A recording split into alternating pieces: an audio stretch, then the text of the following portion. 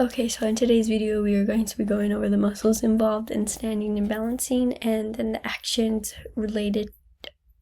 of these muscles related to the basic task. So first, intrinsic foot muscles help stabilize the arches of the foot while we are balancing. The extrinsic foot muscles help arch stability and gross motor control, and then also with ankle adjustment as we're balancing on a flat surface. Okay, so for the muscles we're about to get into, we're going to go from layer to layer. So we'll start from the first and second layer all the way up to the 7th layer. So we'll go right here. We're in the 2nd layer. So we're going to go over these muscles first. Okay, so these are the dorsal interosseous muscles. They are numbered 1 through 4, starting from medial to lateral. So this would be 1, 2, 3, and 4. Okay, so we will go over the first one first. So this is the first dorsal interosseous muscle of the foot. The origin is the lateral side of the first metatarsal bone body, and then the medial side of the second metatarsal bone. The insertion is the second toe's proximal phalanx, and then the extensor expansion of the second toe. The primary action for this is that it immediately abducts the second toe, and then it also flexes and extends it. But then we'll do the second dorsal interosseous muscle of the foot. So the origin is the lateral side of the second metatarsal bone body, and then the medial side of the third metatarsal bone. The insertion is the medial base of the second toe's proximal phalanx, and then the expansion of the second toe. The primary action for this muscle is that it laterally abducts the second toe and flexes and extends it. We'll do the third one. So this is the third dorsal interosseous muscle of the foot. The origin for this is the lateral side of the third metatarsal bone body, and then the medial side of the fourth metatarsal bone. The insertion is the lateral base of the third proximal phalanx, the third toe's proximal phalanx, and then the extensor expansion of the third toe. The primary action for this is that it abducts the third toe, and then it flexes and extends the third toe. And then so for the fourth dorsal interosseous muscle, the origin is the lateral side of the fourth metatarsal bone body, and then the medial side of the fifth metatarsal bone. The insertion is the lateral base of the fourth toe's proximal phalanx, and then the extensor expansion of the fourth toe. The primary action is that it abducts the fourth toe and flexes and extends the fourth toe. As for the standing and balancing action the dorsal interosseous muscles have is that it stabilizes the toe positions, and then will help stabilize balance with toe splay. So toe splay is this, just so that it's like if our toes are gripping into the floor. Okay, so we're going to go up into the leg and still stay in the second layer, and we will get into this muscle. So this is the tibialis posterior. The origin for this is the posterior tibia, and then the inferior soleal line, and then the posterior fibula. The insertion is the tuberosity of the navicular bone, and then the planar aspect of the medial, intermediate, and lateral cuneiform. The insertion, the primary action is that it inverts the foot at the subtalar joints, and it also planar flexes. This muscle's action for standing and balancing, though, is that it supports the medial arch, and then it prevents the foot from going more inwards. So like inwards, like this way. Oh, other way, this way, like that.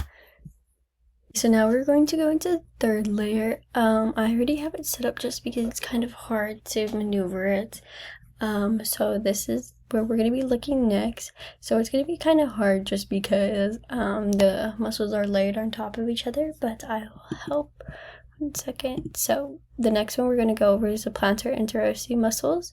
So this would be one right here. Oh, oh, 1 second.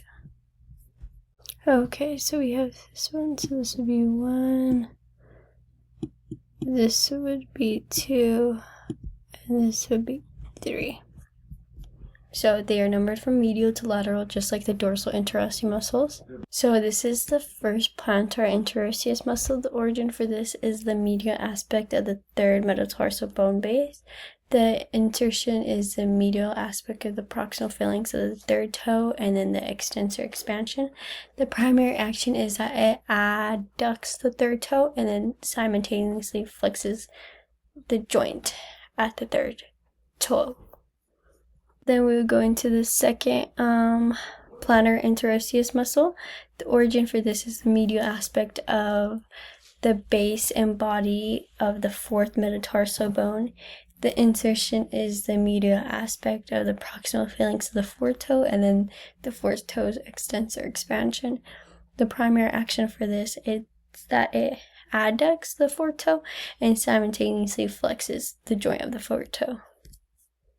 The third plantar interosseous muscle, so this one, the origin for this is the medial aspect of the base and body of the fifth metatarsal bone. The insertion is the medial aspect of the proximal phalanx of the fifth toe, and then the extensor expansion of the fifth toe. And then the primary action for this is that it adducts the fifth toe and then simultaneously flexes the fifth toe. As for the standing and balancing action that this muscle helps with, is that it stabilizes the toe position, and then it helps stabilize balance with toe splay. So just like when the toes are going outwards like that, splay. So for the next muscle, we're just going to go upwards again, up the leg, and it's going to be right here, still in the third layer. So this is the fibularis brevis muscle. The origin for this is the lateral surface of the fibula, and then the intermuscular septa next to it. The insertion is the tuberosity of the fifth metatarsal. The primary action for this muscle is that it everts the foot at the subtalar and tarsal joints, and then it assists with plantar flexion. The action this muscle helps with in standing and balancing is that it stabilizes the ankle laterally, so for inversion not to happen. So lateral part of the foot, the inversion would be going forward like that. Okay, then we're going to go into the fourth layer muscles, and we'll be going to this one. So this is a fibularis longus muscle. The origin for this is the head and lateral surface of the fibula, and then the intermuscular septa next to it. The insertion is the plantar surface of the medial cuneiform bone, and then the first metatarsal. The primary action for this is that it everts the foot at the subtalar joint, and then the transverse tarsal joints, and then assists in plantar flexion. So the primary action everts the foot at the subtalar joint and then the transverse tarsal joint, and then assists in plantar flexion. As for in standing and balancing, this muscle's action is that it supports the lateral arch and then the transverse arch to help stabilize the ankle laterally. And then for the next one, we go into the fifth layer, and then we're going to go this way towards the posterior medial side. So this is the next one. This is the flexor digitorum longus. The origin for this is the posterior surface of the tibia and then the inferior soleal line. The insertion is the plantar aspects of distal phalange, bases of 2, 3, 4, and then the little toe, the fifth one. The primary action for this is that it flexes the second, third, fourth, and fifth toe, and then it also plantar flexes the foot. As for in standing and balancing action, it assists with toe gripping, so just like toes gripping into the floor to make sure we stay stable. And then for the next one, it'll be right here. So this is the flexor hallis longus muscle.